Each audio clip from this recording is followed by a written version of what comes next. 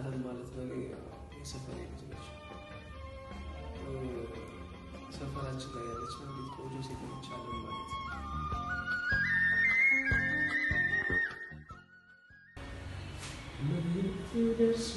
ሰላም ድረስ አንተ ማለት እንዴት ነሽ? ደህና ነሽ? እንኳን ደህና መጣሽ። ሰላም ሁሉ ሰላም። ሰማይ ሰላም ተመስገን። አክቹዋሊ ጨርሻለሁ። አነጋገርሽ ከላሚ ቡና ሰዓት ላይ ነው የተገኘሽው እና እስኪ አረፍ በይ። ደስ ይለኛል።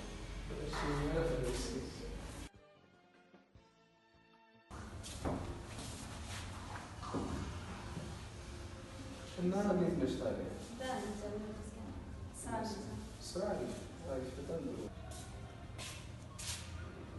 ዋው ያው የሴትና የቄስ እንግዳይ ነው ቡናውን መስኪ ገዢው በመጣዮች መለካይቶች አየሽ።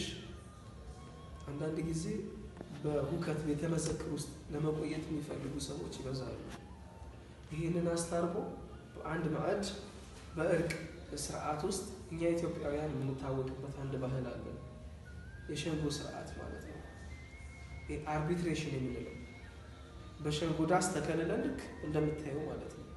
አይሽ በዚህ ስርዓት ውስጥ ማደግ ትርጉም አለው። ስለዚህ ከብጥብጥ ከነውጥ ከሽብር ርቆ ሰው መኖር ይችላል ማለት ነው።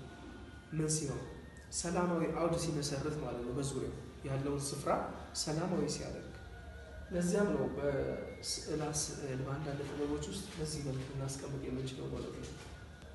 ለአንቺስ ዓለም ማለት ምንድን ነች? ዓለም ማለት ላይ እንግዲህ ልክ አንተ በሻራ ላይ እንደገለጽካት ሁሉ እንግዲህ የዓለምን ባህል ታሪክ በሞዴሊንግ የምገልጽባት